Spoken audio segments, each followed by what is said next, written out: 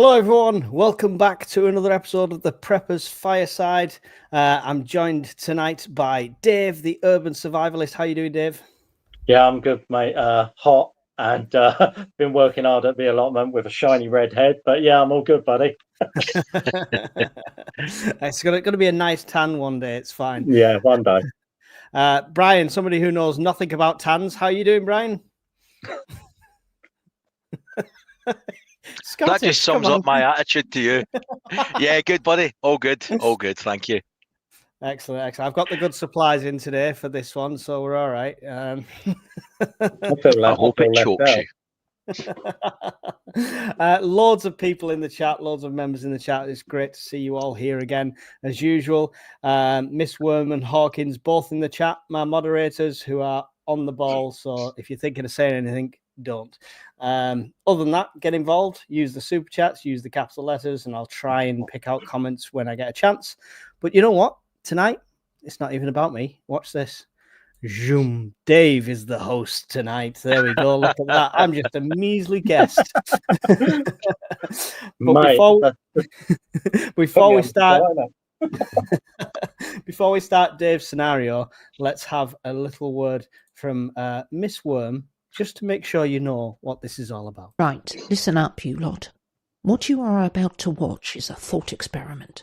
We've dragged together the finest minds in the country, and Brian, to see how they would cope in different scenarios. These scenarios are not real, and these people may not even exist anywhere other than in your own mind. So pull your panties up and get a grip. Remember, there's no need to panic. It's not real. Yet. There we go. That disclaimer will run across the bottom this whole time. As stated, this is a scenario. Everything we talk about is fictional and is make-believe and maybe and possibly and how would you, etc. So with that said, and Hawkins' super chat that I won't read aloud because it's insulting the amber nectar. But thank you for the £5 super chat. Dave, take it away, sir. Yes, my friend. Right. Something that I wanted to cover tonight, as a lot of people know that I do a lot of urbex and underground exploration and stuff like that. And it was always something that figured to me how people would react if they did have to go underground, because it's not nice, right? So this actually a very dark, dismal scenario, unfortunately. And it would seriously, as Mike and Miss Worm say, it's a last resort if it ever happened, right? So what we're going to do is I'm going to tell you a little background to it, why we're going there. Because if not, everyone would go, I'm not going there. So we're going to force you down there, okay? Right, so first of all, I'm going to start with the backstory. So it's December the 22nd, 2025. We're at war. We have a full economic crash, worst ever seen in history. At the start, food rationing worked, but people gave up waiting. They became impatient and they took to the streets. A massive EMP strike and minor bombing across the whole country. The army and police can no longer control the hordes. The protagonists are unknown at this time, but could be a number of different countries, possibly Russia or China. Money is worthless. No banks, no shops, no phone, no power. But there is still running water at this time. All shops, warehouses in major cities have been looted, set ablaze, and it spread to your local area. This is occurring daily and nightly. There's people going from house to house, robbing, killing, and worse. Many people are also infected after several dirty bombs in the city with some unknown fast-acting virus. We're not talking zombies or anything like that. We're causing erratic, violent behavior. It does not appear to be airborne, and they're not dead. So we're not talking zombies. We're talking living people that have been infected. Okay. It does not appear to be airborne. Now, you have to get out, as you have seen all the gangs and the crazies are targeting your local area. There is no way of making it to your bug out location. The roads are blocked. There's no cars. Only the old school ones, like the old Land Rovers and stuff, but they're not going far because the roads are blocked. Exactly. So I lost my place there. I saw that magic word on there. Yeah. So the roads are blocked. So no cars are moving anyway. You have no choice. And this is why I want to put you in this situation, that you have no choice. right? Sounds like Birmingham. Yeah, you've got to see it out. So you've got to go see it out and like wait for it all to blow over. Now, you know of an old Victorian tunnel system that was used in World War II by the troops. It covers over 3 miles, has random rooms all over the place in there, and has 5 possible entrances and exits. It's 50 meters below ground. It's literally only a 15-minute walk away from you. You have approximately 1 hour to get out before they hit your house. The tunnels have a manhole cover with holes for lifting keys, right? You know this from local knowledge because you've been past them in the past, right? But you've never been inside them. So the first question to both of you is, you've got an hour to get out. What are you taking? Remember, you've got to carry this for... Okay, Oh, so, right. I'm assuming it's me and my family at this stage. It's not just me solo. Yeah. So we've all got our individual bug out bags, which is your standard, 72 hours worth of food, etc., that you can fit in a bag. And then I've got my trailer from my cycle that's coming up, and I'm just going to throw everything I possibly can in there.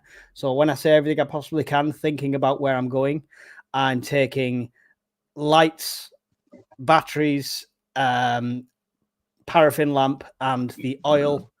And pretty much I'll take radios just in case, and self-defense tools.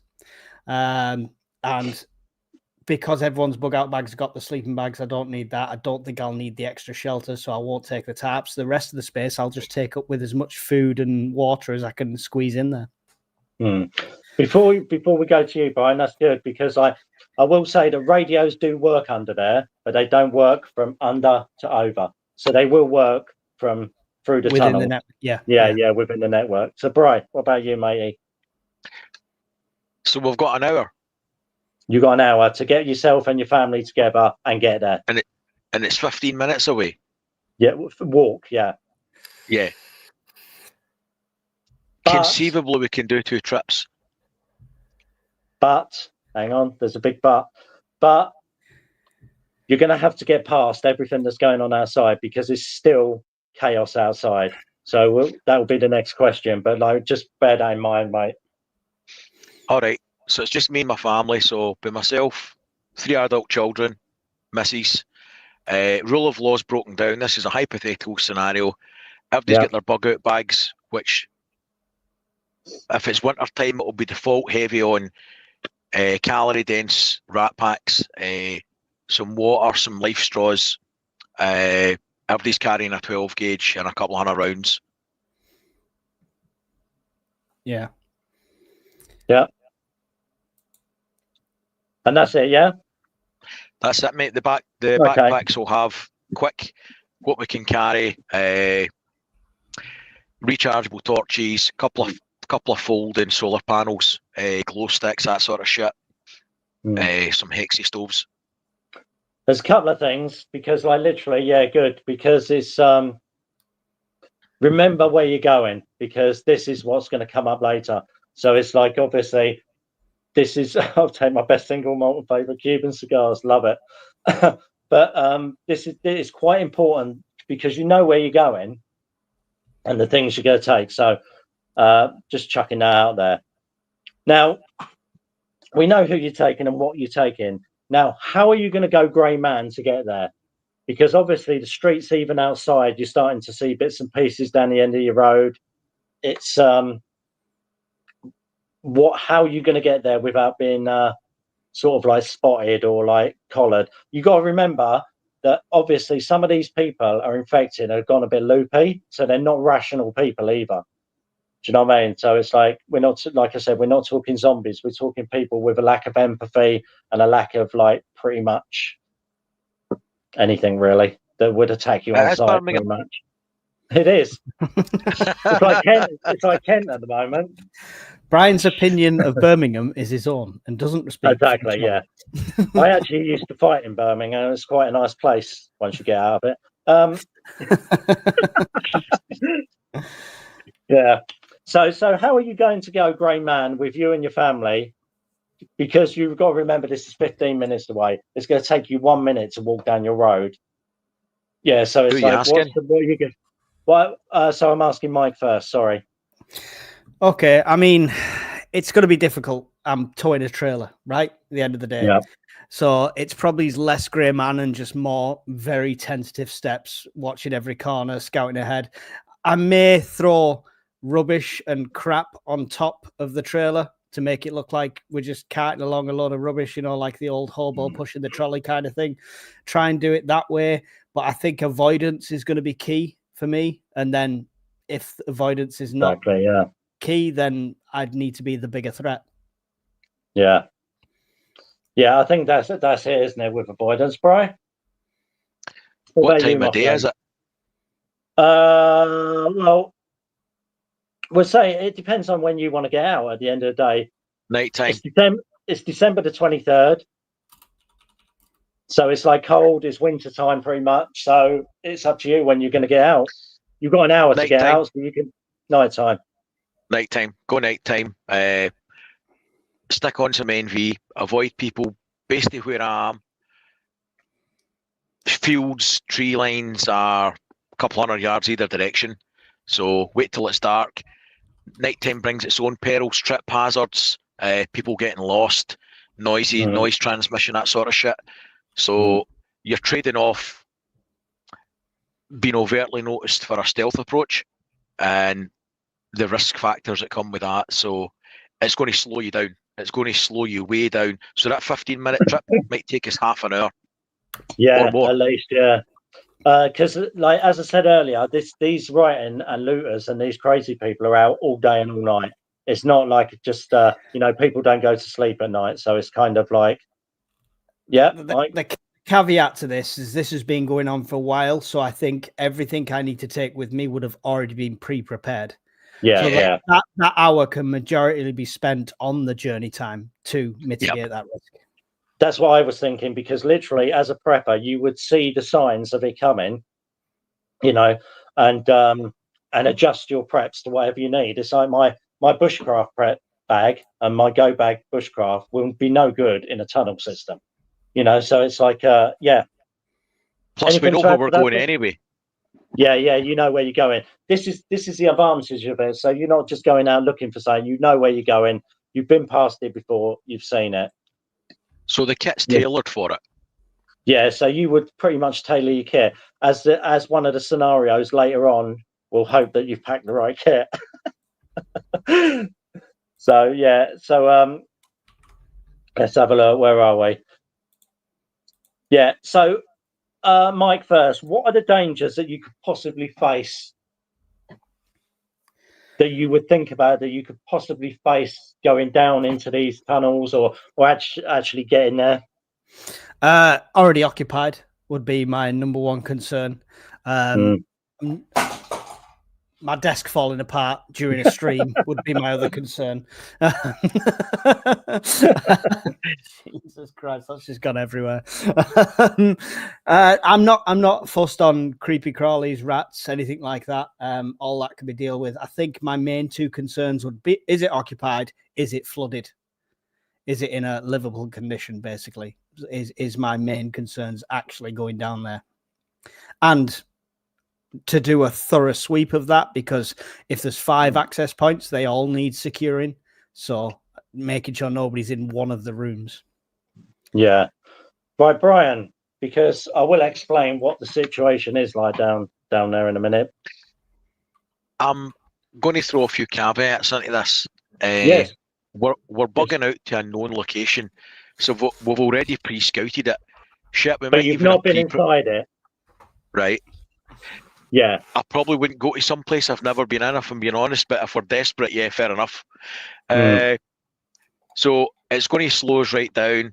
My concerns would be the route, getting there, slips, trips, falls, making noise, gathering attention, and then when we're there, access and egress restricted, in manhole covers, slipping down. Who do you send in first? Do you send the wife in first, and then who watches your children at the top? Do you send your son? There's choices to be made. Yeah. No, it's good. A couple of good points there, mate. Because the first thing, right? so I'm going to go back to Mike before you go to the comments, just for one more, right? Because you haven't been in here, so I'm not going to explain what it's like until you open the manhole. Okay, so how are you going to access that manhole cover? It's got keys. You know, a manhole cover, they're heavy. Mm-hmm. It's got the keys, the holes for the keys. You don't have the keys. So how are you going to get in there? This is quite a difficult one, and it took me years to work out how to do this. I mean, we're not talking about like sewage manhole covers, are we? Where you can just lift it with ballast. With what? Sorry. With like a leverage. You can't just lift it with leverage. Yeah, you can. Yeah, you could. Yeah. Because part of my kit is a good sized crowbar, so it would be a crowbar, any sort of big rebar in there, with something wedged underneath it to give you that counterbalance, and lever it like pretty much, and all of our weights on it to do. Yeah, so. I mean the thing is as well, it's like because I've taken these off before and they're bloody heavy. And the thing is, if you're wanting to go in there and be sort of grey man and not actually get sort of discovered, you got to put the fuckers back as well. So behind you, which is like even more difficult. But yeah, it's like a crowbar. They would jam me up quite well. Yeah, right. Yeah. Same mate. Little crowbar. Use that to try and get a slight gap in it. See if there's any trees, branches, bits of shit nearby that you can wedge in it, increase the gap, so that you've got enough people to get some hands in. Many hands make light work. Slide it across, get everybody inside, try and get it back enough so you can catch it with your shoulders, lever off the rungs of the ladder, shimmy it across and go down. Oh, do you want to go to the comments, Mike, before we explain what a shithole it is in there?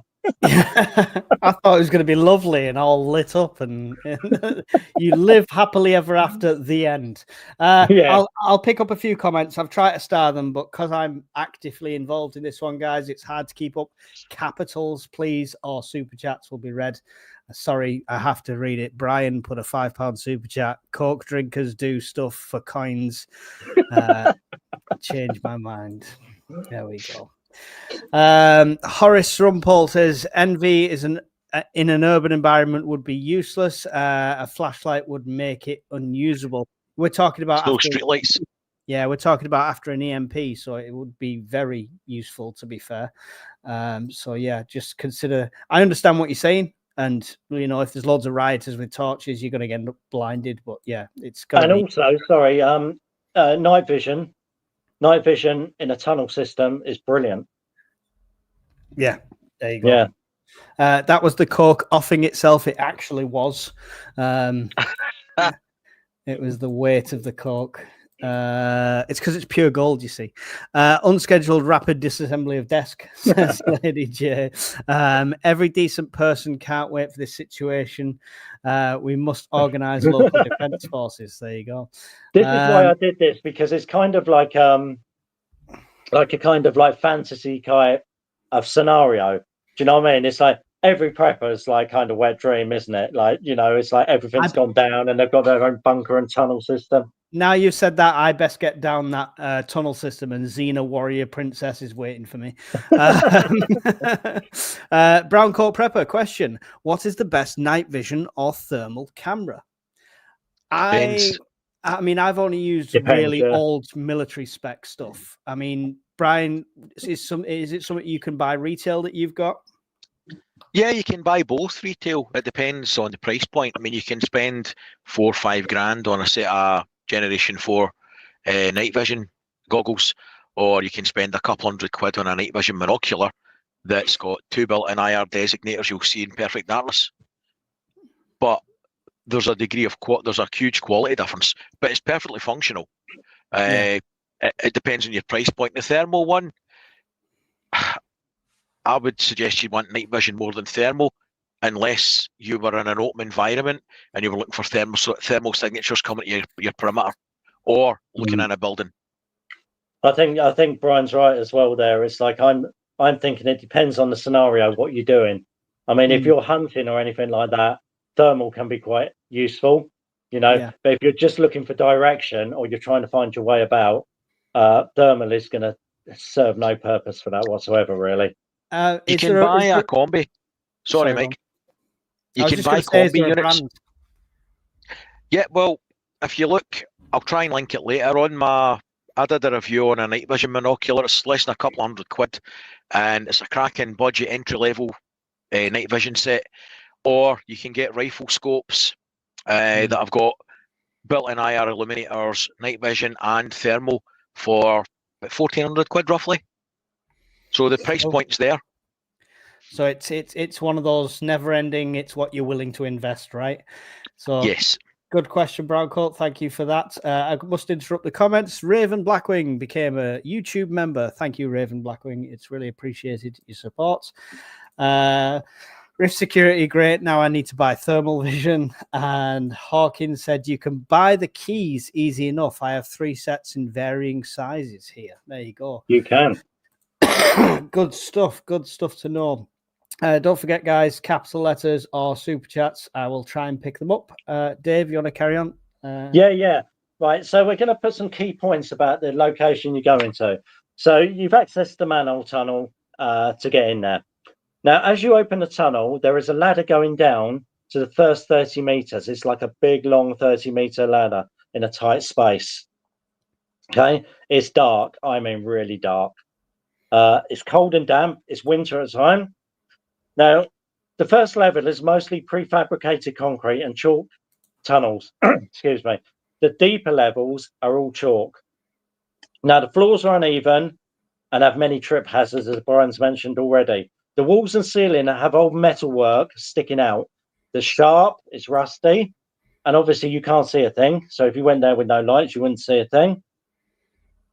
So the first thing I want to do is how are you going to find the location where to keep down in there? So you're going down to the first level. Let's say you've managed to get down the ladder and you're in the first prefabricated concrete level.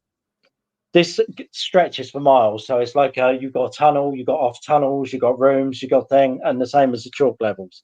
So the first thing is, how are you going to find where are you going to sort of set up your sleeping area where you're going to camp? Not so much camp, but like hang out to start off. Let's go Brian first.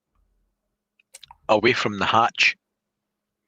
So we're going to get some torches on or use the night vision depending on what our battery state is, because the batteries aren't that great and I'm surprised I don't have time to piss about changing them in the window. So fire down some glow sticks, stick on a torch, pull out some paracord, make sure everybody's holding onto it, watching your feet, looking round about someplace off the main thoroughfare that's away from the access and egress hatch that have just come in. Take half an hour, get a brew on, get everybody to chill the fuck out, and then make some plans. Cool. Mike? Yeah, I mean, we're going to have similar answers, I think, in a lot of these things. But yeah, it's securing the entrance where you came in, priority one. And like I say, a clean sweep has got to be my priority. No matter how big this is, nobody's sleeping until we've got and found each entrance and secured each entrance. When it comes to bedding down, initially, I'm looking for a smaller room, a much smaller room that can retain heat, even if it's just from a couple of candles, all hunkered down together, shift rotation, keeping an eye and an ear out. Just to get through the first night. Yeah, because the thing is as well, it's like, as I said before, there's 5 possible entrances or exits in this entire system. So it's like when I go down there, and I've spent the night in tunnels before, what I do is I line the walls with foil. You know the foil blankets? Mm-hmm. Yeah. So the emergency blankets. Yeah. The emergency blankets, yeah. I've literally got some pegs, some tent pegs, and if it's chalk, I'll peg it into the wall and set a little triangle to reflect heat from everything. But yeah, good answers, man. So the second thing is, how are you going to keep warm down there? Because we're talking it's winter. It's probably like 1 degrees out there. It's cold and damp, and underground it is damp and cold. It's very kind of it makes the air musty. It's kind of like unpleasant, really unpleasant. So how are you going to keep warm, Mike? Turn heating on. Yeah, I mean, I said I was going to look for the smallest room, and I didn't pack a tent, unfortunately, because it would have been good to pitch a tent inside the room to contain that heat even more. But yeah, definitely, it's going to be huddled up. It's going to be. I need to check for ventilation more than anything else. I need to see what vents are going out for fumes, and if possible, start a fire. In that case, you can check that with just burning a bit of scrap or anything, and just seeing if the smoke, if there's any draw with the smoke. But yeah, candles and huddled up together. Maybe all of us in one sleeping bag if that's what needs be. Yeah, Brian, how are you going to keep warm, my friend? No pies. Oh, God damn it. That's plan one out the window.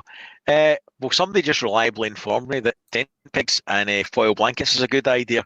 So that is actually a good idea. You didn't pack that. Don't give me that crap.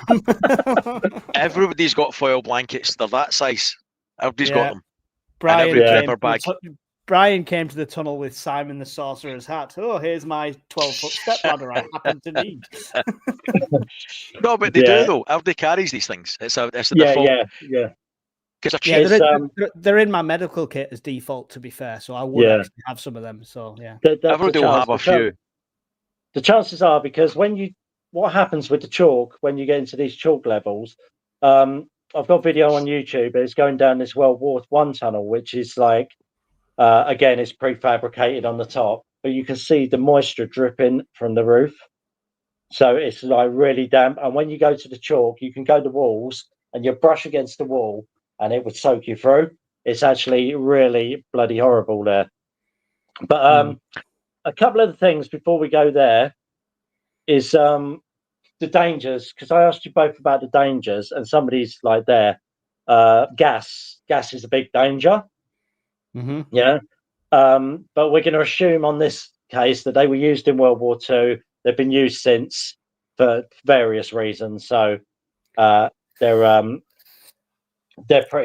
pretty knowledgeable that, like, you might have seen something that they've been used for training. Thank God, because I've already lit a candle. So yeah. It's and a lot of these actual tunnels I've visited, like probably 30 or 40 in the UK. Huge tunnel systems, and none of them have ever had gas in. Never. So it's like the chances are, if they were used for human habitation or anything like that during the war, or even the troops, the chances are they're not going to have gas in them. Yeah. I'll pick up some comments before you go on to the next bit. Yeah. Band again, when in sewers, head upwards, not downwards, i.e. the deep end. Paul C says, how do we find these tunnels? Right, just a quick one, because I'll try and answer, if we can answer the questions as well. So it's like, now, these tunnels, this is why I always say about local knowledge. Subterranea Britain, go on these sites, they will tell you everywhere what's in your local area. I mean, I went on there and I found 3 that I didn't even know. And I've literally got 4 tunnel systems, World War II and World War I, 5 minutes from my door, that cover like miles. So get online and look in your area. Even if you go on Google and go, say, for instance, you're from Leeds. I don't know if you are from Leeds, but go on and say like tunnel systems, bunkers in Leeds. Right, and it will come up Subterranean Britain. There's also a site called 28 Days Later for the urbexers that will show any places that they've visited. It's a good thing. So Subterranean Britain and 28 Days Later. I've just linked Subterranean Britain in the it's a brilliant website that you could spend hours on it and have. Yeah. Love night vision in Metal Gear Solid. I'm not sure you'll be able to get that out of the game though. Taffy Nige, have any of you learned to skin or gut a squirrel or anything else? 1 second after. Yeah. Yeah. I actually got a video on YouTube. My actual video of it got taken down because there was some offended vegan or something. But I actually did a whole deer skinning, pigeon, squirrel, I've not gone as far as deer, but I'd like to Done think rabbits. I've got the knowledge for it. I've done rabbits, yes. Yeah, If you want to travel down, Mike, I can arrange a day where we go and skin a deer, gut it, cook it. Sounds good. Sounds good. Yeah. Sorry, vegans. I'm not sorry. I'd video it just to show you. Dave will be videoing it. Mike throwing up. Call yourself a prepper. You don't even have a fire burner, wood burner. Night Fox on Amazon, which also Brian posted the link for in the chat earlier. I'm greeting already, says Lady J. I was wondering how Mike was going to get his trailer down. Oh, I was that's waiting a for good that. point. Yeah. Well, snap off wheels and it collapses. So I technically could just empty it at the top, but it will, once it's empty, I can literally, it takes 2 seconds to snap the wheels off and the whole thing almost folds like a trailer tent. So it goes down. I could just drop it down. At least there's some material I could use or burn. So there you go. Do you want to borrow my magic hat to put it in? Yeah, can do. You will see all this when I do my cycle. It's fine. Night vision available at level 25 on Fallout 4. Not sure you guys are taking this fully seriously at the moment. But, you know. Don't get lost in a dark tunnel network. Mark your route. Yep. Yes. The survival tin thing I did the other day, I've added that to that now because I bought 100 of the mini glow sticks. Yeah. So there's like 4 in the bottom of that, but also I've got other stuff in the other bags, so they're really good to leave at entrances and stuff. So good point there, Mel. Appreciated. Another one from Mel. You're all dead if you light a match in the sewer gas. We will. Right. Yeah. These are not sewers. These are tunnel systems. They're not sewers. Yeah. They're a bit different. Yeah. Sorry. It's with sewers. Yes, you've got to be careful for gas. You've got to have the correct PPE and stuff like that. With a tunnel system, you go down in your t-shirt and shorts, and you're probably going to be all right. You know, it's going to be cold and damp and horrible, but you're not going to be exposed 9 times out of 10 to a lot of dangerous gases. The biggest hazards are materials sticking out of the walls. I mean, I split my head open on the tunnel system that I went into. There was like a chalk thing, and do you remember? You might have seen the pictures, guys, in the old wartime tunnels. They used to hang the lights on light bulbs through the tunnels like the mines, and they'd have these metal bars, iron bars or steel bars that were stuck into the chalk, and they'd have it out.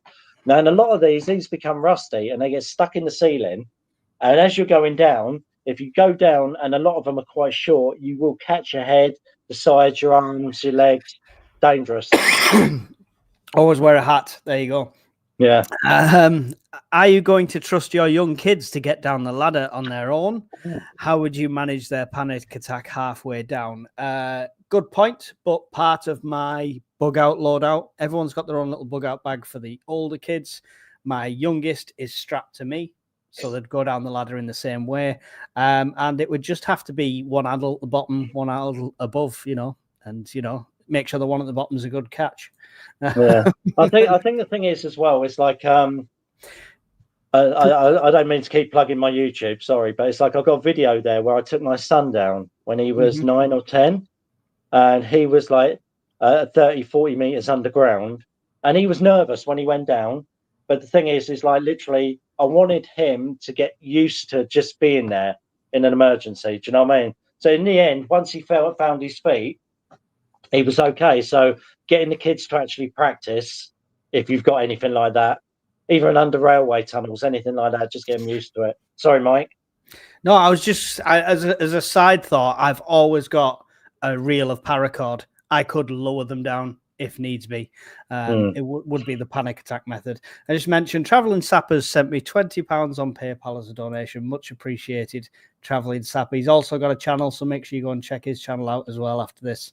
And check out his adventures. I'm up to where I was up to with the comments, Dave, if you want to carry on. Okay.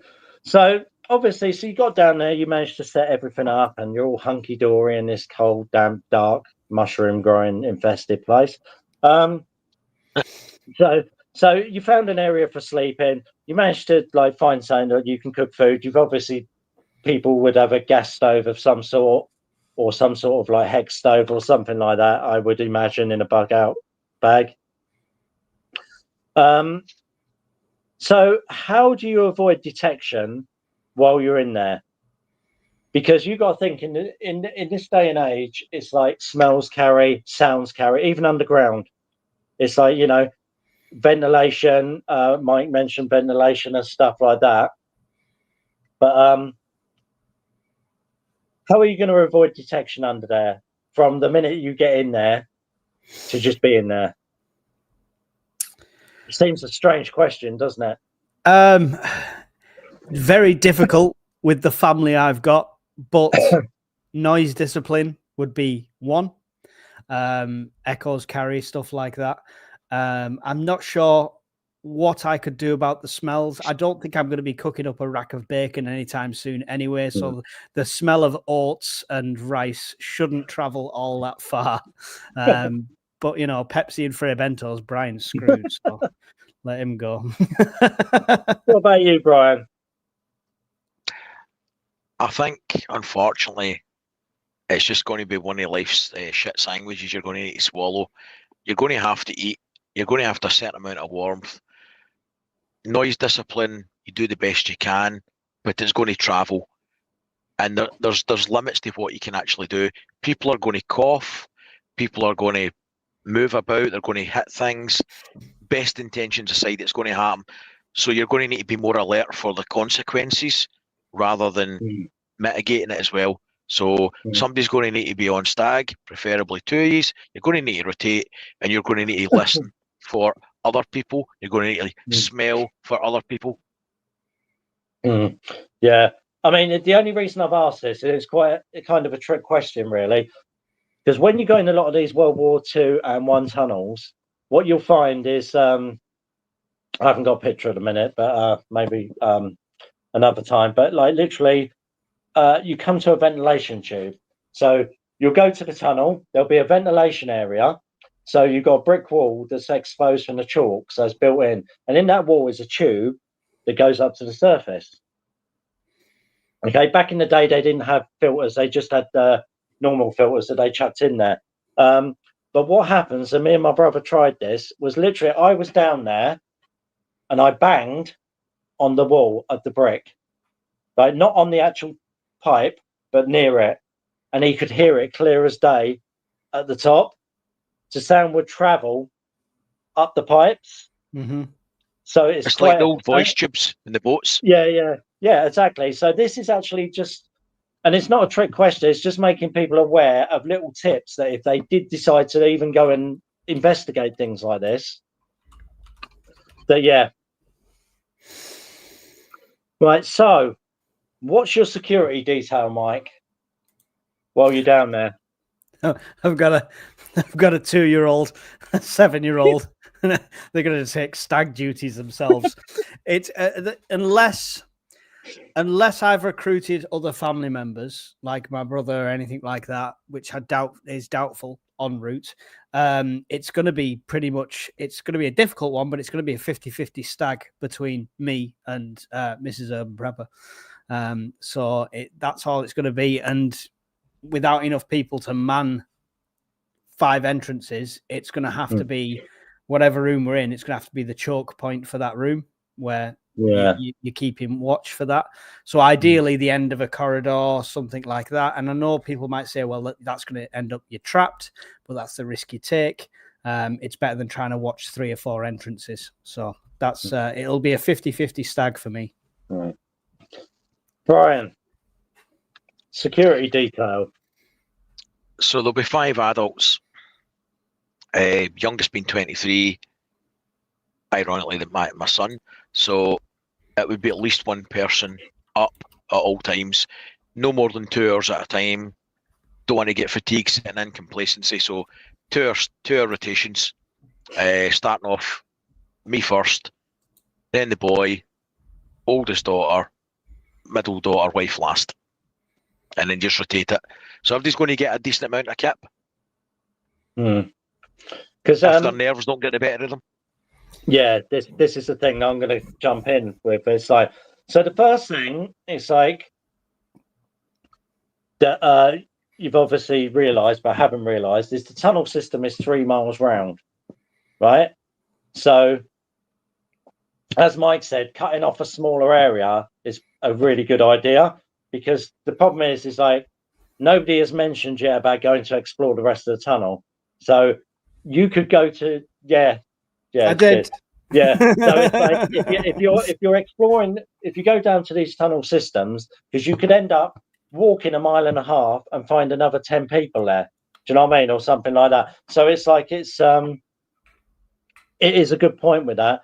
And security detail, I think it's like it would definitely be like cutting your area down that you can defend or like get pre-warning. And even like things like tripwires and stuff like that, if it come to it, you know. But again, it's a danger because like if you're under the ground and you forget you put a tripwire there, don't forget discipline. Yeah, because we had one, guys. In I went in the World War One tunnels, and it was the chalk levels. So some of this was 60 meters underground, and they were really dark. I did a video. It's the one you liked, where I showed how dark it was, Mike. Yeah. And in there, the first time I visited that, I didn't see there was an old bench that used to be at the side. So what happened was I tripped over a piece of wood, and I fell on the floor with my hands down, and literally right in front of me was a spike of iron sticking about 1 inch from my face. Ooh. I mean, literally, if my hands weren't there, I would have been gone. And it's so bloody dangerous. So it's it's a good thing to sort of like know the area you're in. Yeah, I think booby traps would be something I'd definitely go into, because not necessarily trying to make some sort of deadfall trap, but at least noise based, tripwires. So not that it's going to trip somebody up, but it's going to rattle some cans. It's going to do something. So there's no hazard of me injuring myself, but there's also an early warning system there. Yeah, because obviously this isn't an ideal situation, and you want to be there as short as possible. Because there's black mold there's damp. Anyone with asthma is going to start struggling. It's couple of days tops. You need to come out. Sorry. I'm saying couple of days tops, you're going to need to come out of there. Yeah, well, this is where the next part goes. Do you want to see the comments, Mike? Do you want to go through a few comments? Definitely, yeah. Just make sure. Oh, they've not unstarred. 2 seconds. Miss Worm posted Dave's channel, which is there, so make sure you all go and check that out. Elusive Dartmoor said, do you guys go out and practice? I'm out doing a bug out video. Learning is always a good idea. Well, yeah, Dave does. Go and check out Dave's channel, and you will see these tunnels all firsthand. I don't think me and Brian go down into tunnels, not them kind anyway. I'm not even going to tee you up, Brian. Don't talk. No words. Carry on. Next comment. Quick. So much ammunition to go into there. I know. Would you have to worry about you enticed me into Dave's dark tunnel? Not my grinder. Is that the one where the rod nearly hit his face? Anyway, Zebra Prep said, would you have to worry about carbon monoxide? Sorry if I missed this. No, you didn't miss this. How ventilated are these, Dave? Well, you got to think, it's like, carbon monoxide, if you're in a bedroom or anything, is going to kill you. If you're in a confined space, you got to think you've got 3 miles of open tunnels there, and some of them can be like literally as tall as a house. Mm-hmm. Some of them can be tiny, but you've still got that flow going around them, and they were designed that the airflow would go around them. A lot of them have an airflow system. So I would say no. Cool. Good to know. Good question.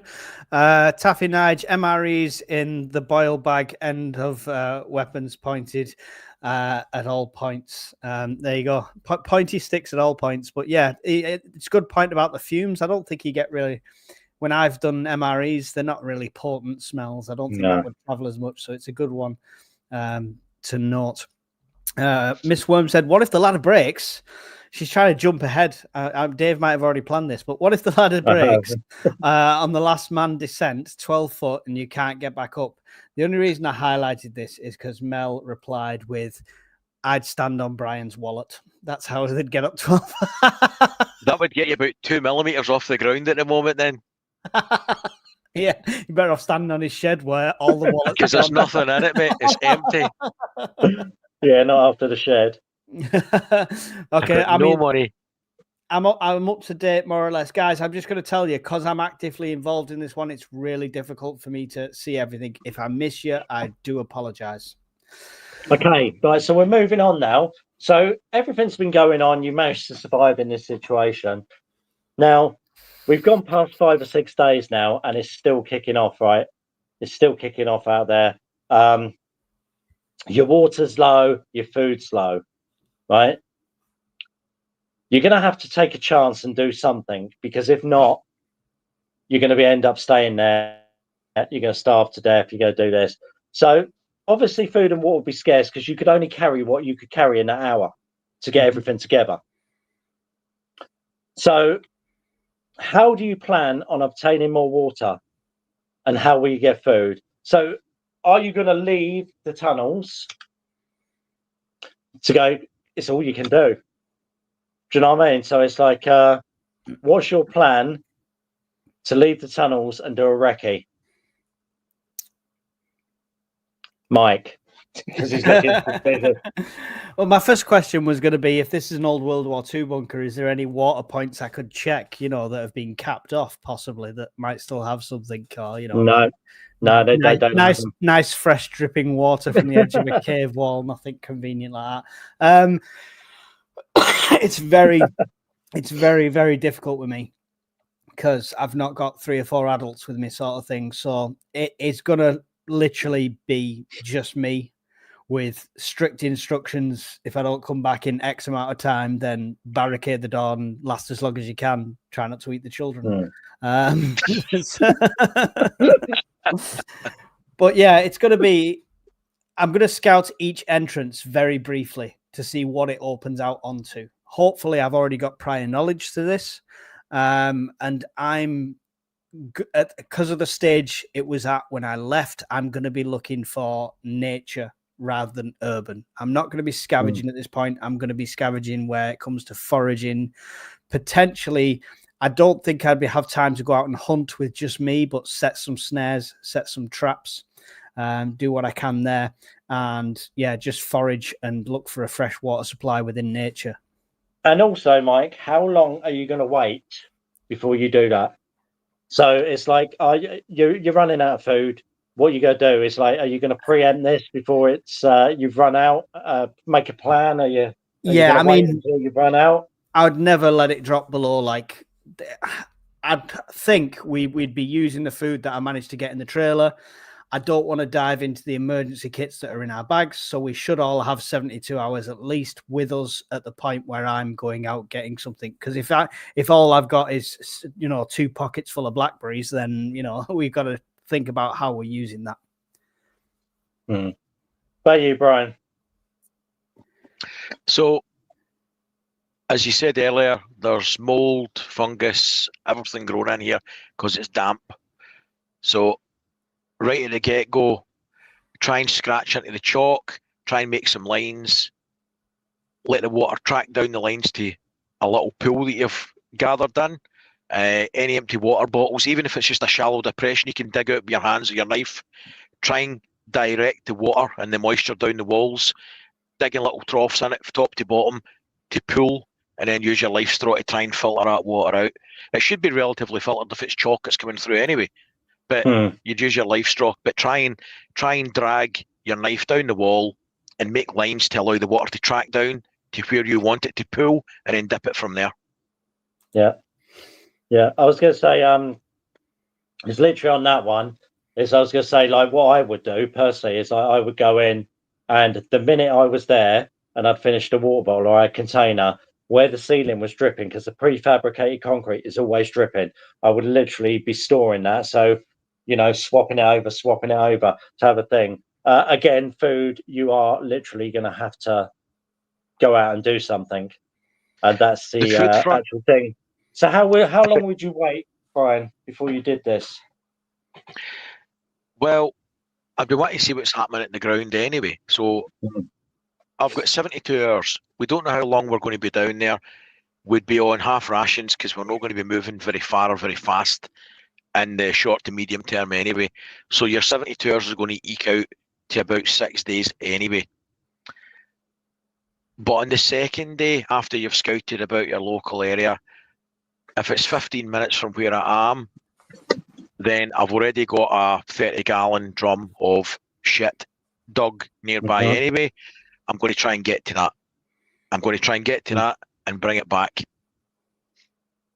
Okay, so we'll do a couple of scenarios in a minute of like being in there. But so you go out and somebody spots you. Somebody spots you going back into the bunker. So you're going back down there and you managed to get your food and stuff, and you're with your kids and your wife, and all of a sudden you got some crazy people screaming, but they can't lift this case because they're not compass mentors. Do you know what I mean? They're not the full thing, but you can hear them screaming out there, and everyone's getting scared under there. Now, what do you do in this situation? Do you stay put, or do you move to another section of the tunnel, or what do you do, Mike? Why me again? so I've got back in at this stage. Yeah. Brian's left, but he's going to find a tunnel. Yeah. I've got back in at this stage, and I'm hearing them because they've seen me. Yeah. You've closed up after you. Yeah.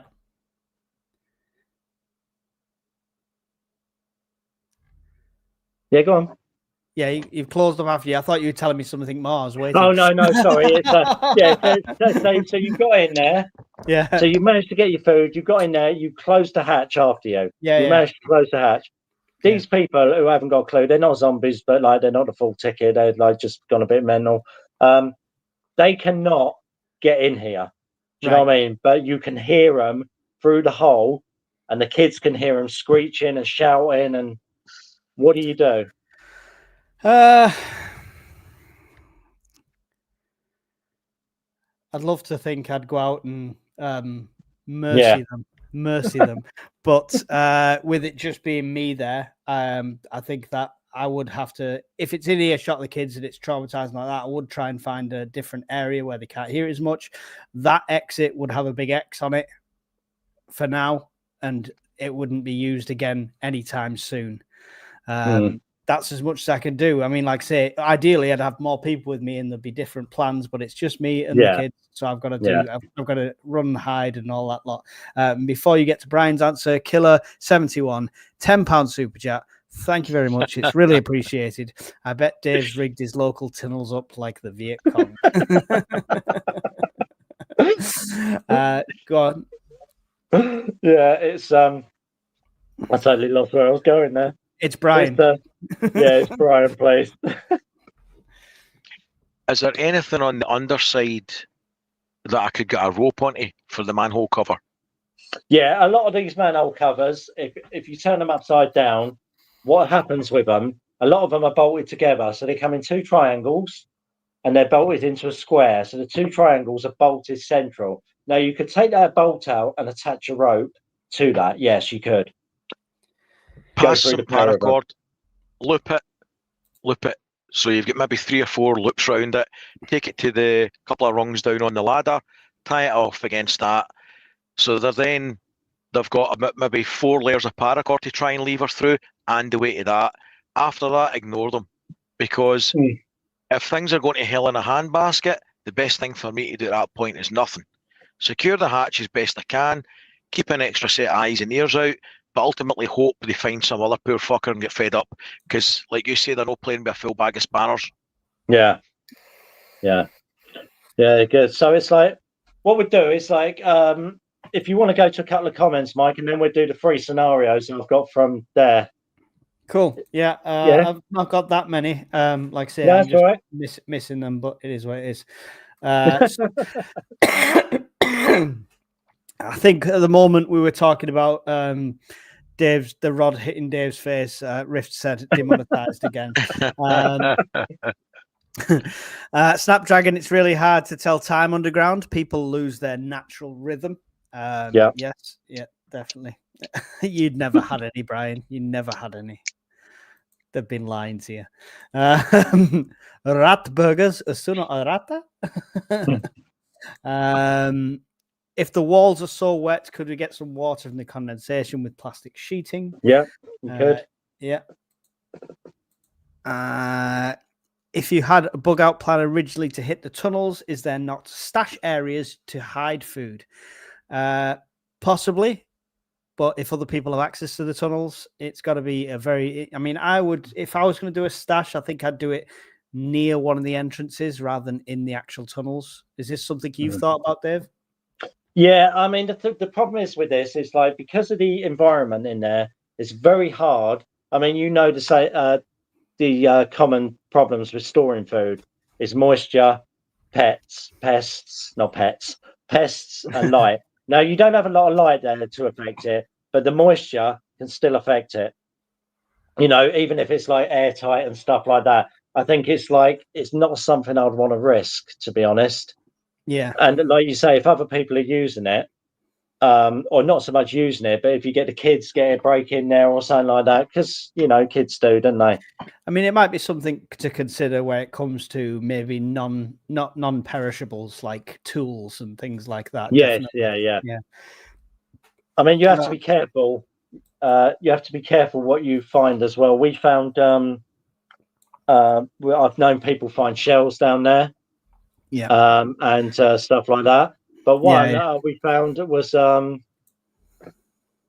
was it? I was looking there, and there's this really nice bottle, really beautiful little glass bottle, and like my mate went to pick it up, and I said, "Don't touch it." He's gone, "Why?" I said, "But because you don't know what's been in it." I literally picked up the back, and it's got like a skull and crossbones on it, so it was obviously poison or something like that. And I said, because literally, even though it was Coca-Cola.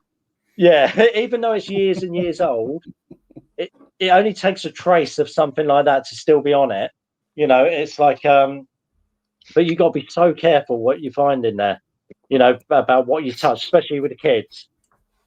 You know, it's like kids, and another danger when you're in these chalk tunnels is the flint, because all chalk have flint sticking out and they're razor sharp. So if you're going through in the dark and you slice yourself open, it's quite possible to do. Okay. Good to know. Last one here is Suburban Preppers. Could you perhaps jam the manhole cover from underneath just so it can't be lifted once you're inside? What is there a lock-in mechanism to lock yourself in? Well, on a couple of these entrances there is, but on this manhole there isn't. Right. There's not at all. So it's like, yeah, you do get like a lot of the hatches, you know, with the handle you pull down and lock. Yeah. But with this, it's just, yeah, you just like, you close the hatch and you pull the handle down and pull it across and it locks it. Yeah.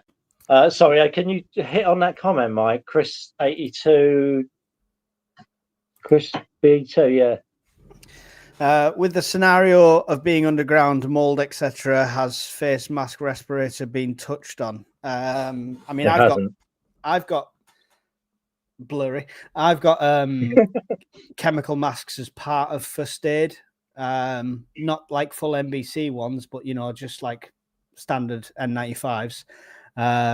So I've got them, and I would have them with me in that way, but no, we've not touched on it. Yeah, I think the whole NBC respirator would be way too much under there. I think, like you say, is these N95 masks or these little.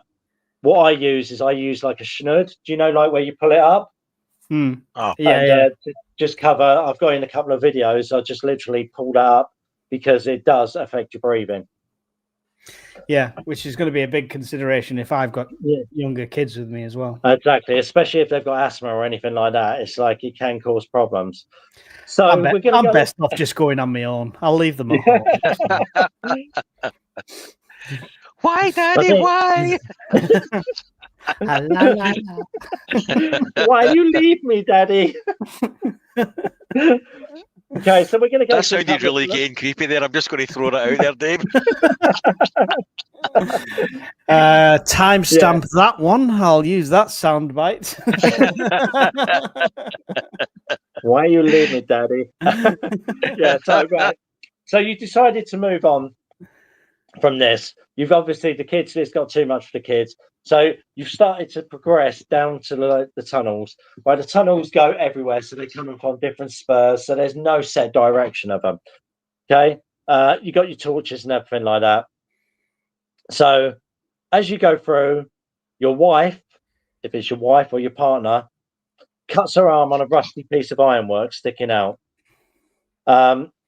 She's looking here. She's got a cut across the top of her arm. She's losing a bit of blood, but nothing too serious. It's kind of more like a flesh wound. You've applied basic first aid and dressed the wound, and you've monitored it. Now, after 12 hours, she starts getting a high temperature, feels sick, and starts feeling really ill. She's sweating out and stuff like that. In short, they need antibiotics, right? Now, you're still trapped down this tunnel, but you have some antibiotics in your house. Okay? How do you plan to get out and get them and get back? And do you go alone? And how do you sort of like rest her up and make her like quite at ease with her? Mike, I'm just going in order, Bryce, not offensively. I'll go and get your own antibiotics. This is a really difficult one. This is a total dilemma for me because there's no one else there to look after her. There's nobody else there to defend. There's kids there. Exactly, yeah. They're not possible sort of thing. I'm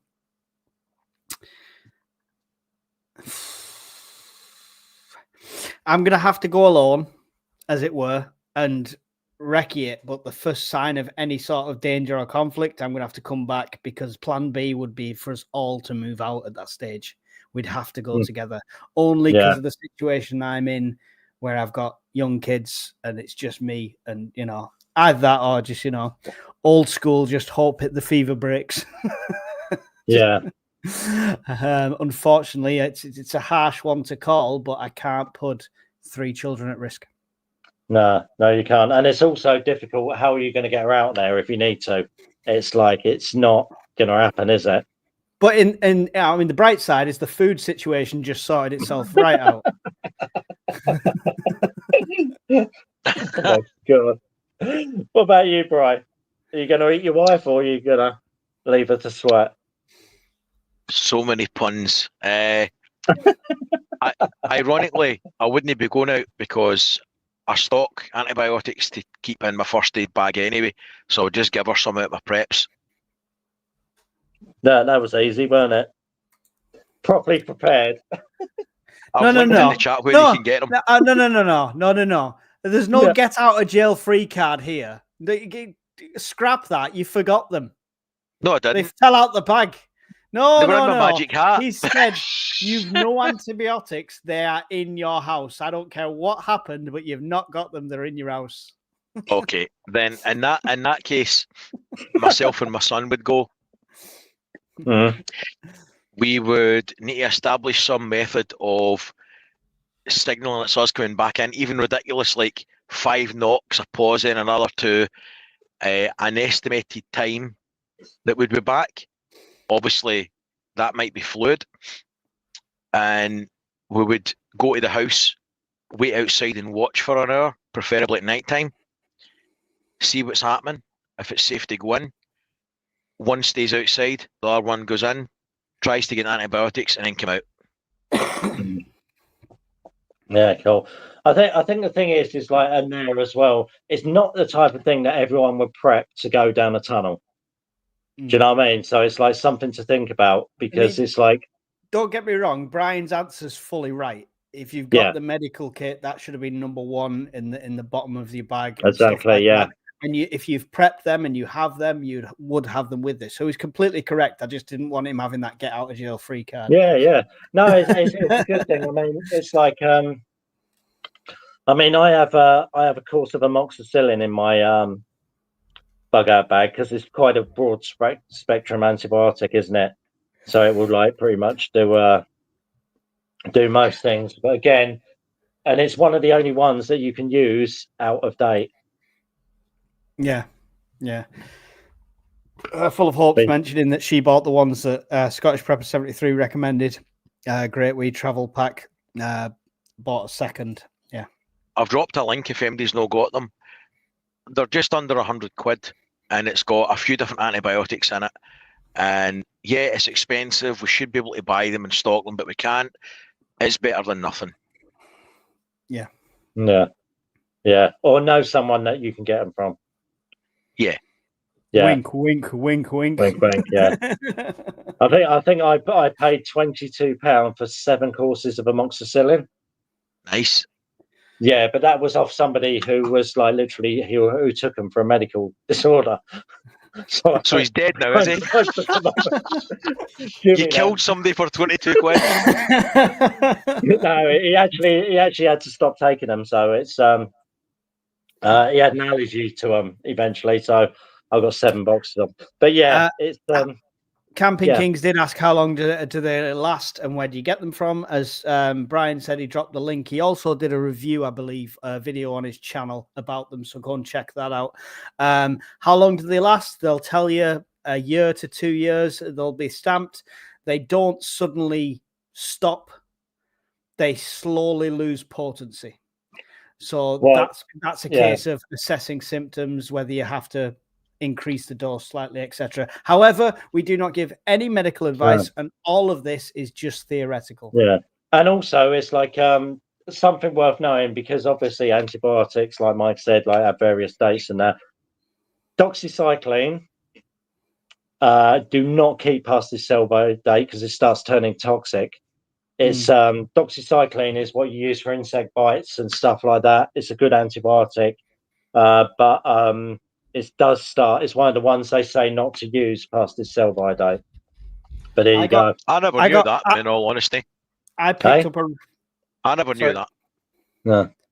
I picked up a really good book, and it was an old one, and I can see it now. And it's literally just called Medicine and Drugs, and it just tells you all different types, how long they last, what your dosage is, stuff like that, for research purposes only. Obviously, I picked it up at a secondhand bookstore, but you can still get it on Amazon and stuff like that. So it's good information to have, even if you're not stocking them, because you might find something and think, is this what I need? I don't know. So there you go. Yeah, I think it's a good point, like about storing something like that.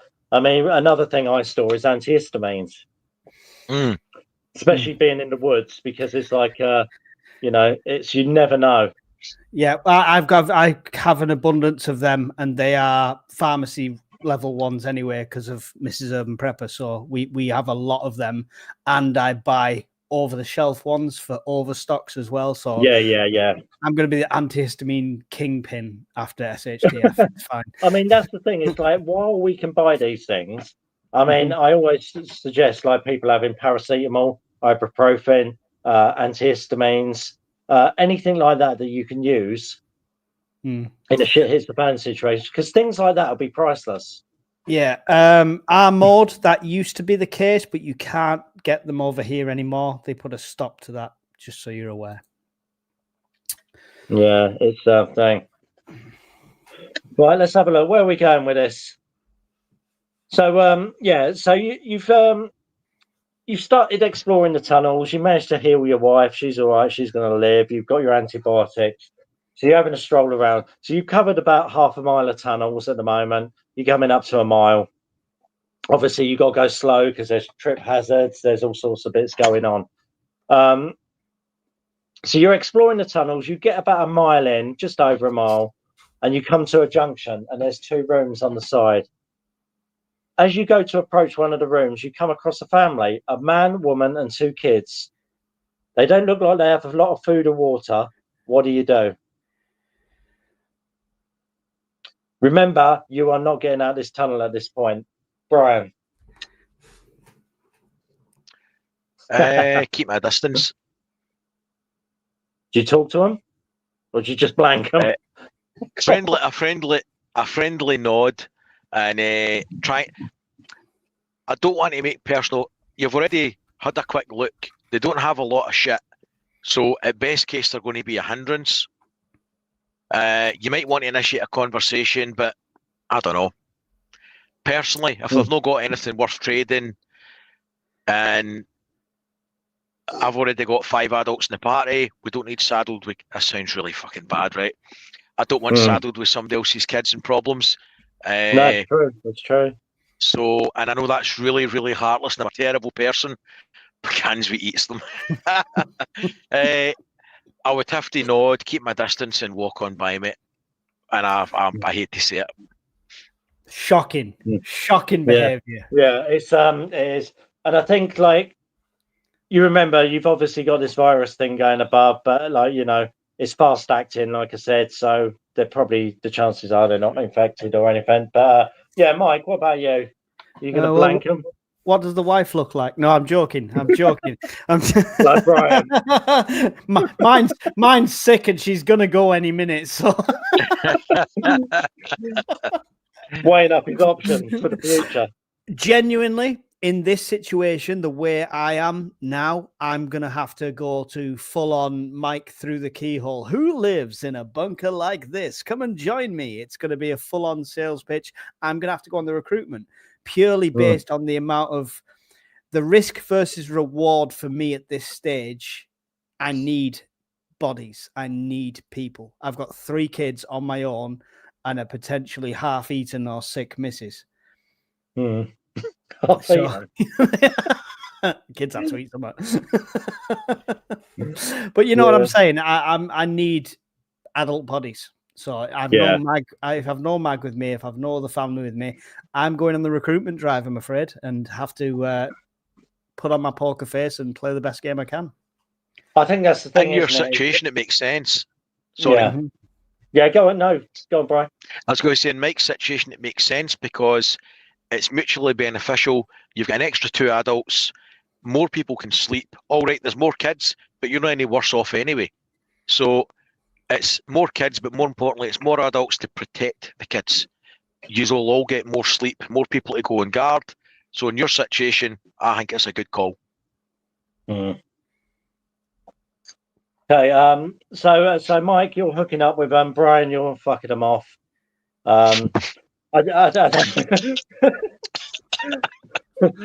I think, to be honest, I would be in the same situation. I would ask the questions, and I would be in the same situation as Mike.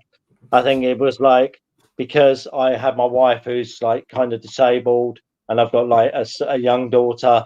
It's like, I think it would make more company, and it would add for more thing on the like you say, on the sleep and the chores and stuff like that you need to do. But yeah, it's so another question, just chucking that in there. So it's like, how have you been to the toilet? Where have you been to the toilet? What has no one been to the toilet in 2 weeks? Where's it gone? Where's it been? Who are you asking? I'm asking you. Toilet. All right, okay. All right, no problem. So that's one of the first things you need to sort out on the first night, right? Solids, fluids, right? You're going to, even if it's making gravel traps for the boys and the girls, and somewhere for the solids to go, and it's going to need to be far enough away from where you are, and ideally pour some of your water out and see where the water's traveling. So you want it going away from you.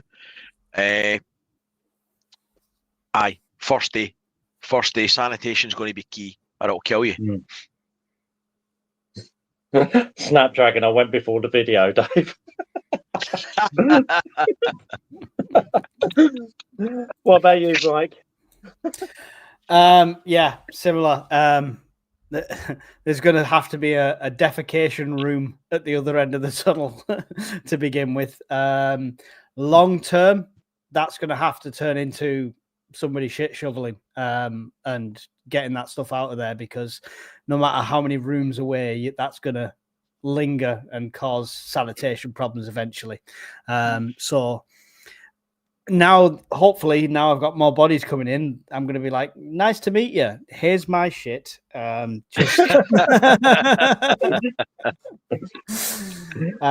yeah, good point with John C. says dog poo bags. One thing I do have an abundance of is nappy bags. So anyone that doesn't have dog poo bags, nappy bags are the same. They're scented usually. So all the aromas trapped in and stuff like that. So yeah, definitely a good one to have. Good point there. Yeah, it's a good point. It's I I think the thing is like sanitation in any environment, as we've discussed before, haven't we? It's like in anything, like whether it's like bugging in, bugging out in the woods, whatever. You've got to have some sort of sanitation plan in place. It's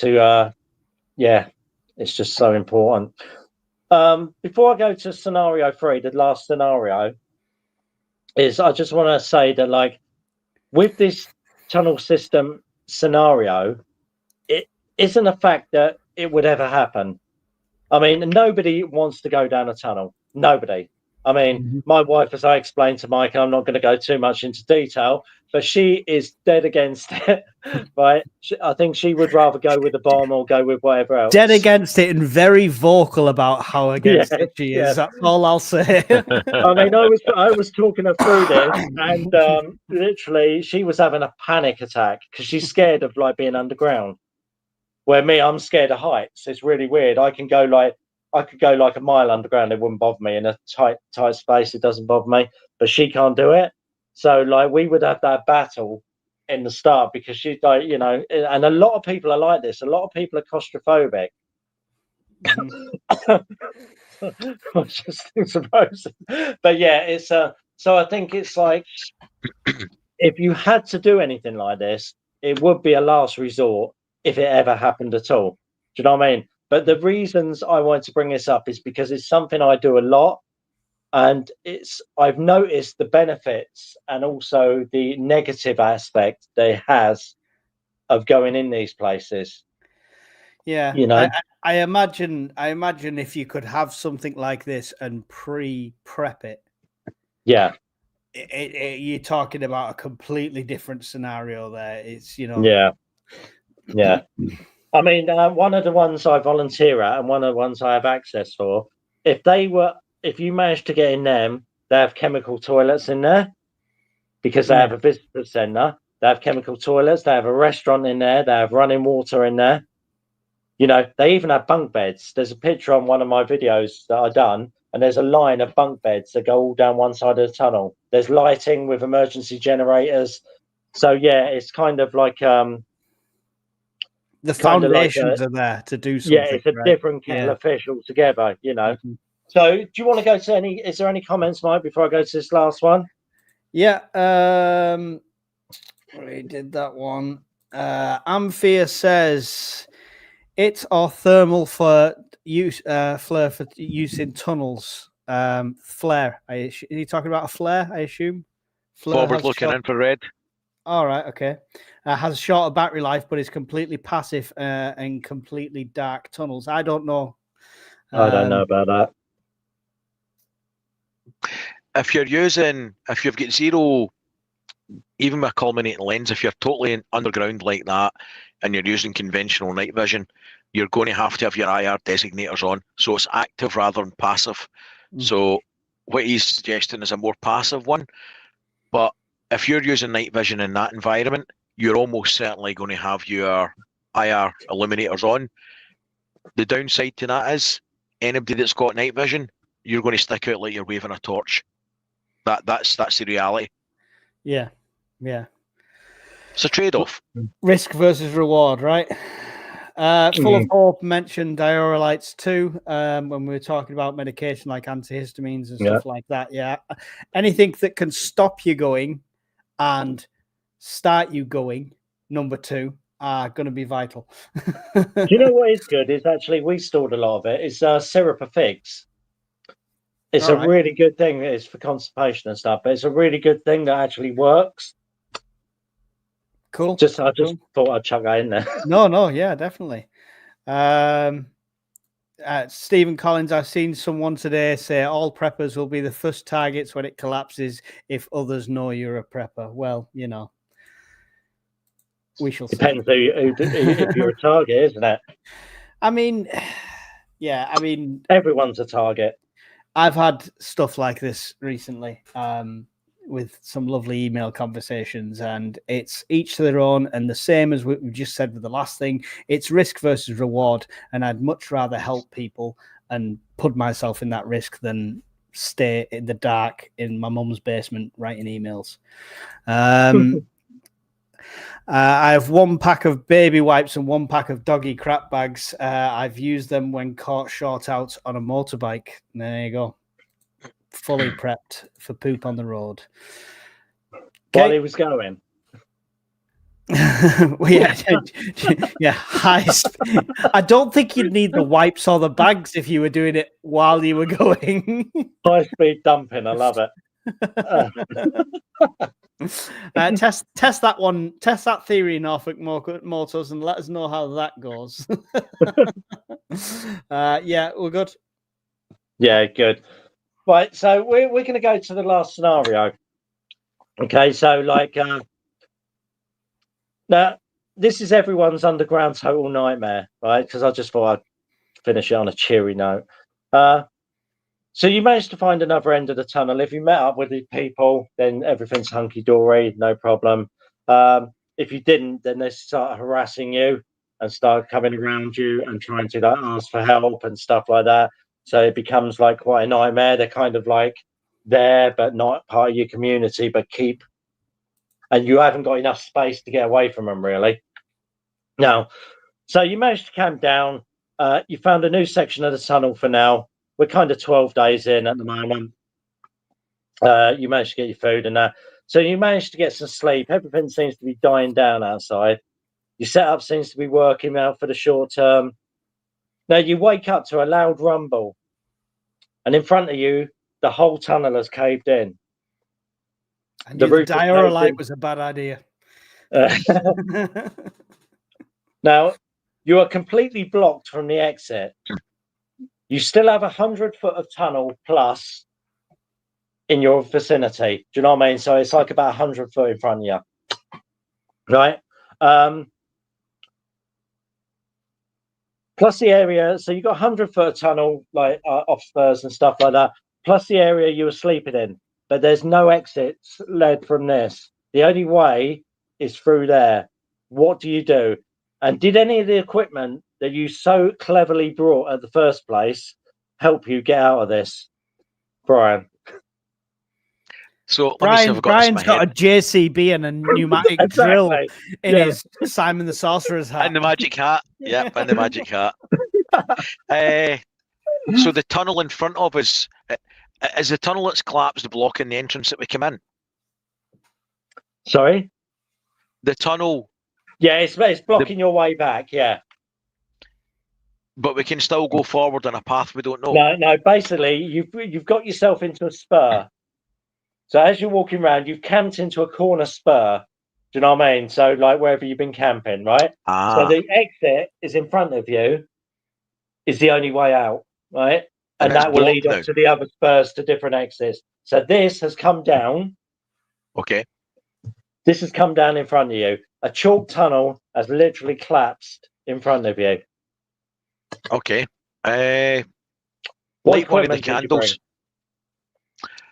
Well, I've got an entrenching tool and we've got the crowbar. So that gives you some options for digging if you have to. But prior to that, light a candle and see where the wind's going and follow the airflow and see if there's an exit we've missed. First. There's not. Carry on. All right, then start not. digging. Got to start digging then. Start at the top. Okay, yeah, carry on, bro. You start at the top and try and see if there's any rubble we can move, but also look at the tunnel and see if it's got if our activity is going to make it even worse. I don't know how it can get much worse than this, but we want to make sure we don't bring more of the tunnel down and try and carefully move and dig the soft chalky substance out of the way. Okay, I love that comment. Spend the rest of your life arguing with the wife over whose stupid idea it was to go down there in the first place. Thank you, Miss One. It'll be my fault. It's always my fault. She divorced me. It's always me. She thinks I'm a bit weird with the tunnels, but anyway. But yeah, so I'll explain after. But Mike, good answer, Brian. What about you, Mike? What did you pack? Inside my a team of dwarfs. Do you know what? He's a way to get the dwarfs. No. Let's go props, right? So bug out bag, and we have. See if he brings out a UK The Urban door. Prepper butt plug. You wish. Not that kind of stream. Got to pay extra for that one. And I have Yeah, same. shovel with 2 pipe adapters to make it a long shovel as well. It also turns round and locks in to a pickaxe position. Yeah, same one. Similar sort of thing with Brian. You just got to assess it as you go, do it bit by bit. And, you know, don't go nuts with the pickaxe. You don't want to disturb anything more than it has to. Make enough. All I'm trying to get here is a crawl space at the weakest point to get through. Yeah, not trying to clear the whole. So where are you taking it from the top as well? You're digging from the top. Not necessarily. Not necessarily. If it depends on what I'm looking at. If there's a large boulder, I'm going to move that out the way and see if there's any, because it can naturally form a gap as it's felt. So there might be a tunnel already there. So I'm just taking it front, thin layers, and seeing what I can see as I go back. Yeah. Good. Right. The only reason I say this is because I was actually in this situation a lot of years ago. Finally, we tried to win this, and I was actually in a short area of tunnel, and the whole chalk caved in front of me, and I was trapped in something like I think it was about a 12-foot space in a tunnel, and literally, it took me 4 hours to dig through it. And the reason, and a good answer, because you always dig from the top, because that way, if you dig from the bottom and it releases any more, it can still fall in. You can have the earth from the top fall in. Most of the fall-ins are just the internal chalk on the tunnel. But if you start like digging under and make that space bigger, this is why, as you both rightly said, is if you take a small area in the top, and it's not loose chalk either. So when I was digging through this, so you imagine I've gone down there and I've only got like a little shovel. It was like a little shovel like that, not even a pickaxe, a little shovel. I was doing tunneling. We was laying sewage mains. So you call in a space like that, and as I got to there, I'm still digging with a hydraulic gun and stuff there. But the tunnel, my only exit, has gone. We're like 50 meters under, and I'm in a 12-foot space. Right, and it's literally, it was a nightmare, mate. And like I say, it took me about 4 hours to dig out. But these chalk is like, it's in chunks. Does that make sense? It's not like loose chalk that you can shovel. It's like Mike said about these big chunks that come down. You've got to hack your way through it and take it out bit by bit, and it's bloody hard work. But yeah, it's a good thing. And the other thing is obviously not to disturb anything else in the area. You know, because it's quite common, and a fall in, yeah, as you know, will kill you if it's on top of you. You suffocate and like you ain't getting out. But yeah, so it's like as much as you've got to be careful, depending on how big that spur is. Time is of the essence, because if it has stopped the airflow that you were relying on. It's not just a case of you're gonna have a day or two and then all of a sudden you're gonna drop. You're gonna get slower. You're gonna get more lethargic as it goes on. It's going to become a lot more difficult. Yeah, and I think that's the thing as well. And this is why you take it from the top, so you create a hole. And it's not easy, because if that fall in is like 6 foot of solid chalk that you got to get through, it's quite difficult. So you want to restore that airflow in a short space of time.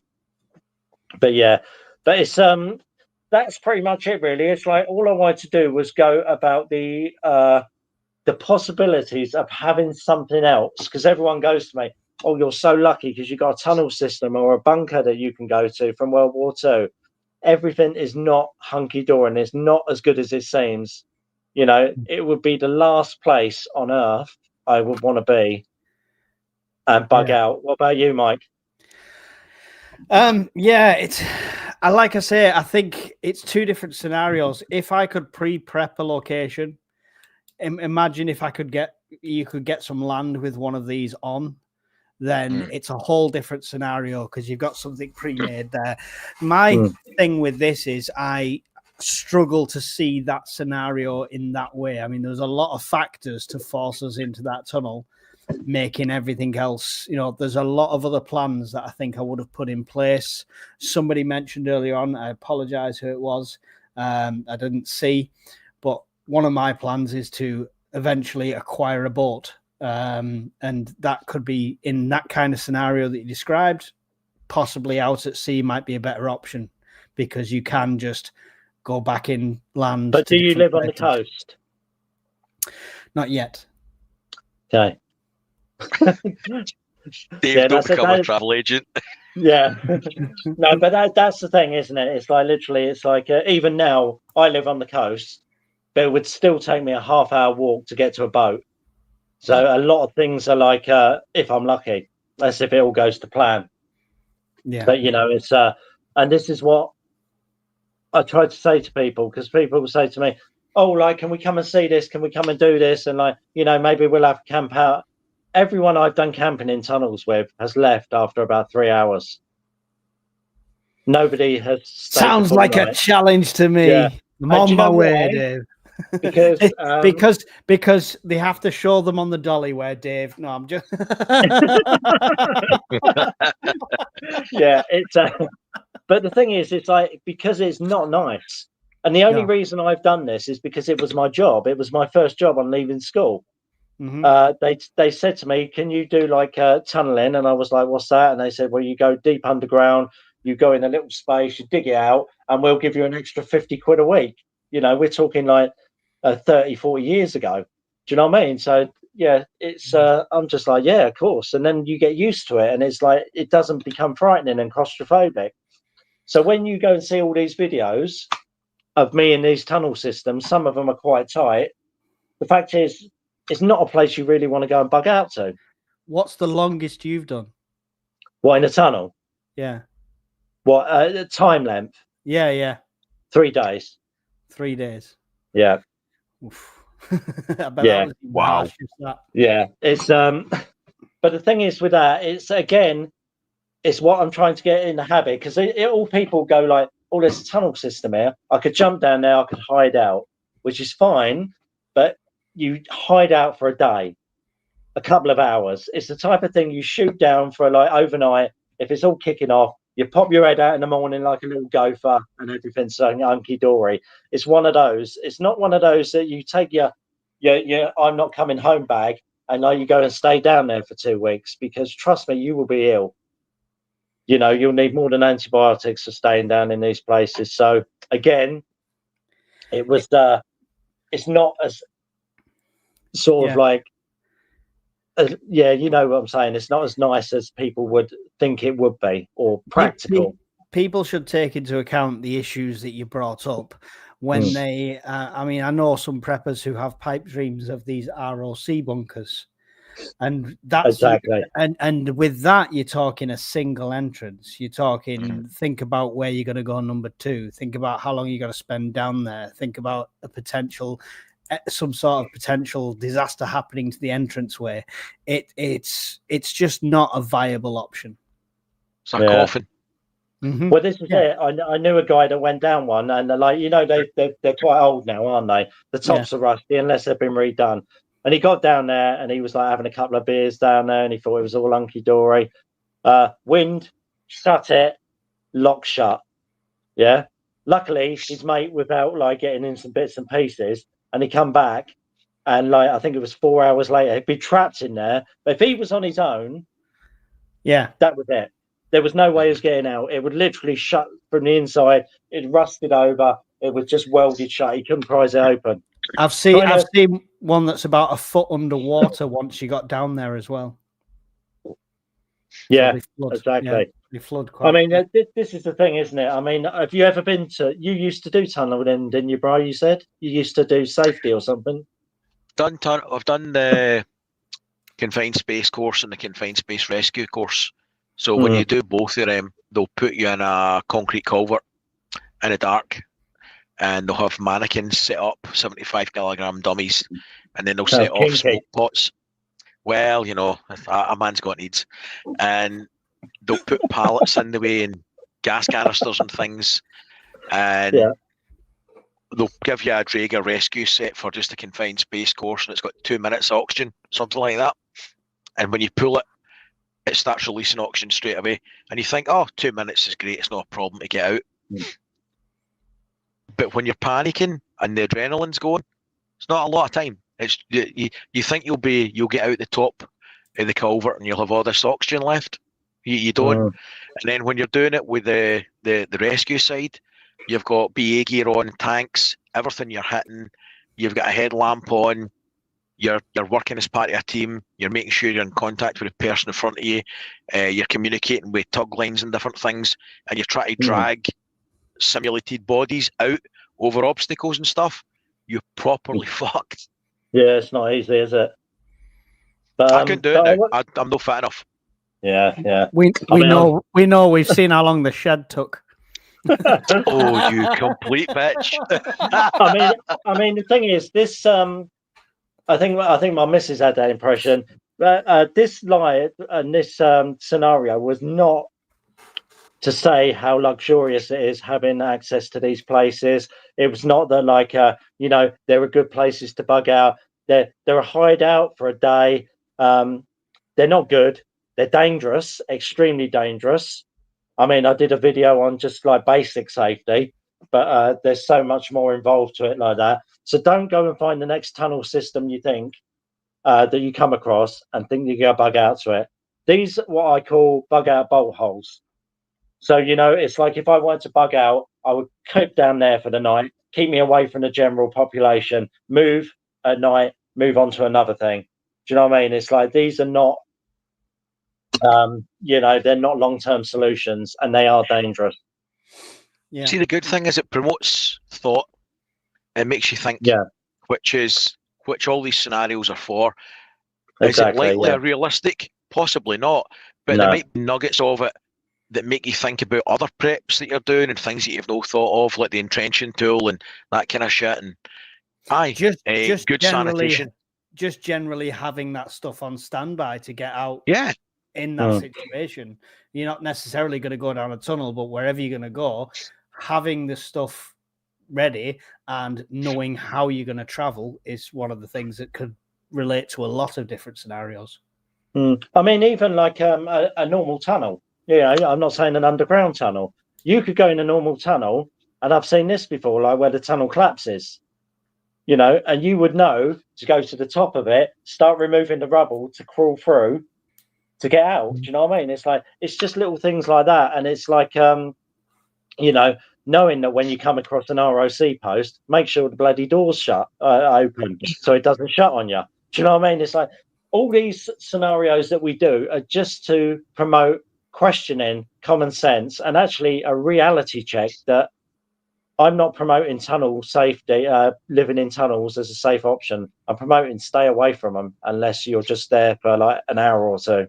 So this is just Dave saying, "Stay away from my tunnel." That's this is warning, guys. That's me pretty much done, mate. So yeah, that's superb. We'll go to some more comments, and before we'll end shortly, guys, because we've already kept everyone here.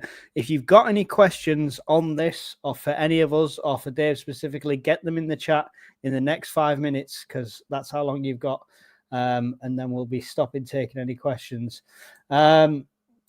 Can I just mention, Traveling Sapper said, check your paper. I get instant notifications on the screen. Thank you very much for the donation, Traveling Sapper. You need to put that into the van, though. Thank you very much, but no more. I really appreciate it. Trade says, hide before moving on, which I think is what you were saying there, Dave. Watchman, one about the boats, I think Watchman said all the small islands around the coast are uninhabited. I mean, it's a harsh environment. I've been to some of them islands that are uninhabited, and with British weather and British waves and British seas and lots of rocks, it's it's not only dangerous to get to, it's a pretty harsh environment. But if you're That's prepared, why for they're it, uninhabited. yeah. But if you're prepared for it, it is a good option with something like that if you can get to it. Dave's tunnels carry a health warning. Take that how you will.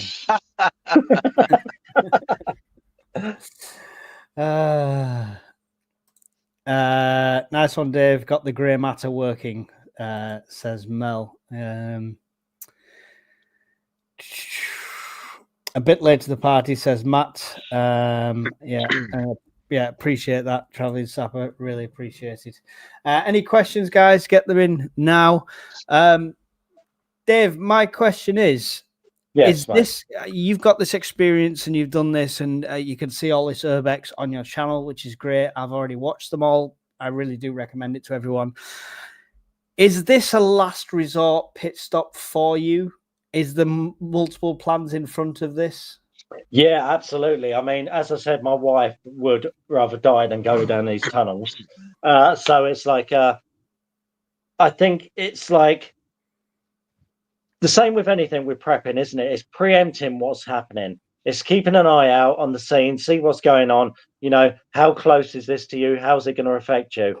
And I think it's like, like you said as well, both of you guys said that, like, you wouldn't tend to find yourself in this situation. You could either bug out long before this happens and get enough time.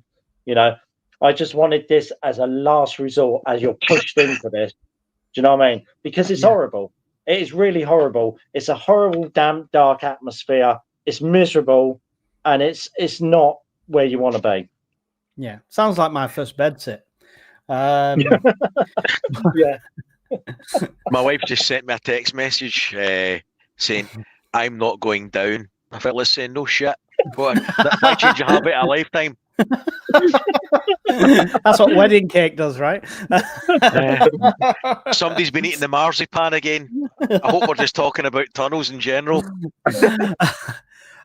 Brian, is it with the Subterranea Britannia and stuff like that, and you've obviously looked at underground side of things, is it ever something that's crossed your mind in any case of scenario? I've been in a few of them. I've been in a few. I used to contract for Royal Sun Alliance and do power stations for Scottish and Southern Energy, and one of them was a power station called Nant, which is just outside the Oban. Yeah. Oh, and is I don't know it if it's my connection that's went tits up. Oh, we've got blurry. This is Hello. This is what Am I back Pepsi does and to I'm your still internet. gone? We can still hear your audio. You just look like a blur. Hello. Hi. Am I still here? Yeah. Just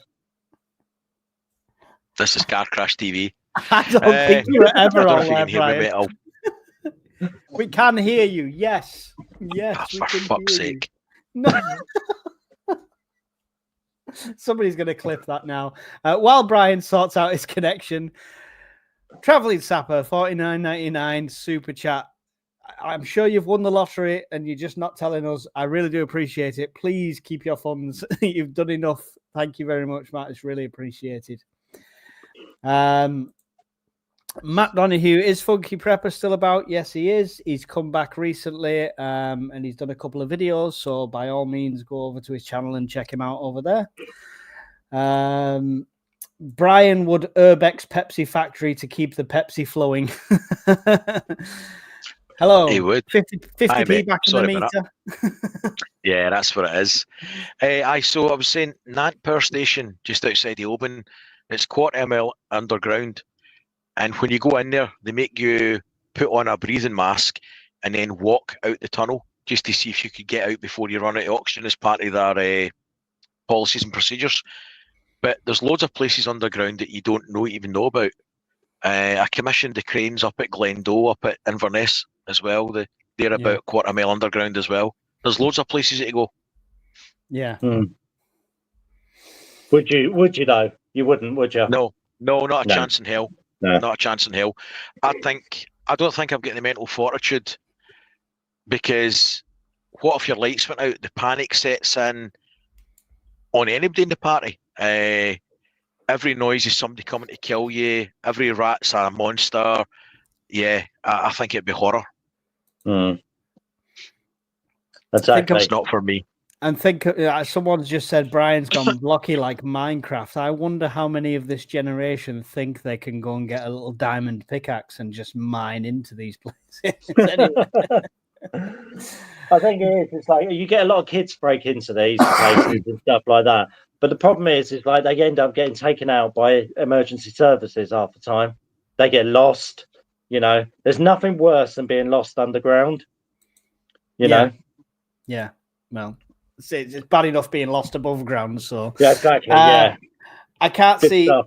I can't see any more questions come in. Everyone's just comedians in the chat. So you're all brilliant. We really do appreciate you having here. And we appreciate the fact that you know we take all this lightheartedly. And, you know, if you didn't laugh, you'd have to cry. And we don't take ourselves super serious. So neither should you.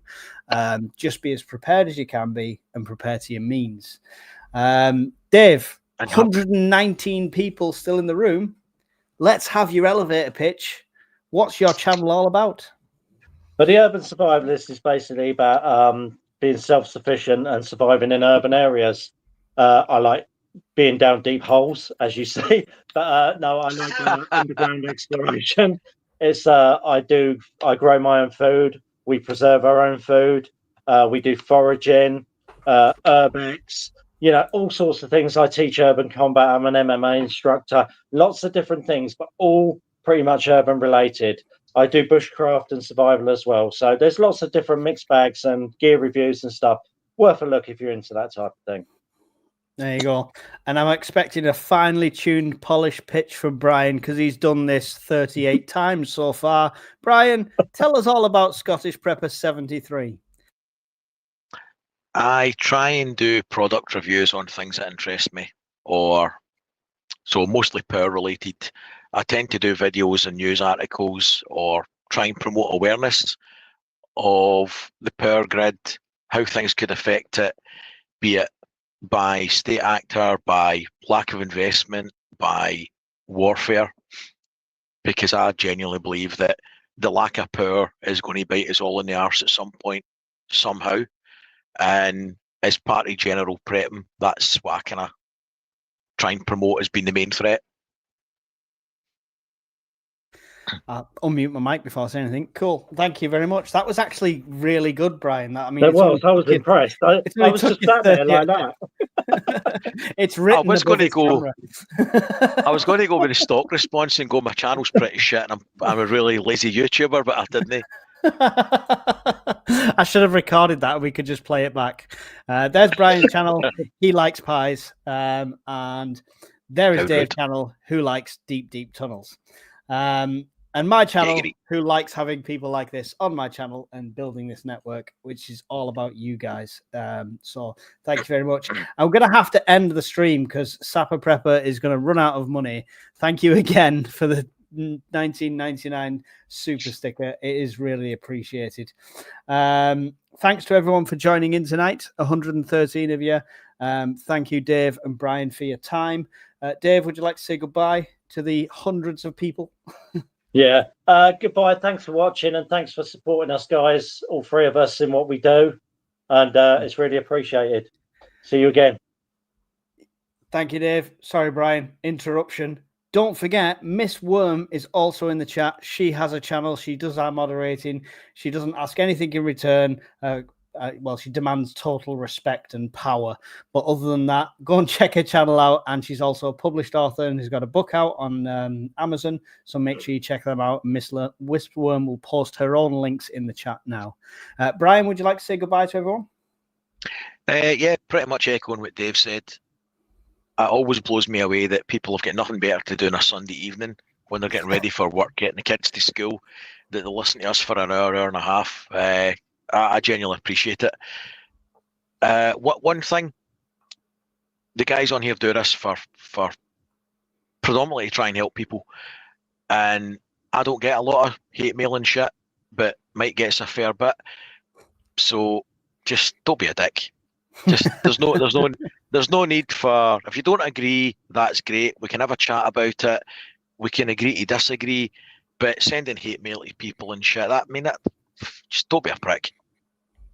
It is what it is. It's what it is. Part of the territory. I'm quite proud I've made it to a big enough level to get hate mail. So I'm happy there. So, you know, as long as we can help 1 or 2 people prep, that's what matters. And it's you guys that matter in the community. Thanks for watching, and we'll see you all in another one really soon. Goodbye. Round the fire, warm and bright, stocked up food for the night. Got our plans set in gold for the days when it's cold. Tools and gear stacked up high in the cabin we reside, listening to the winds howl, prepping for the morning's prowl. At the purpose fireside we stay, ready for that fateful day. Stories shared and hearts alight, round the fire every night.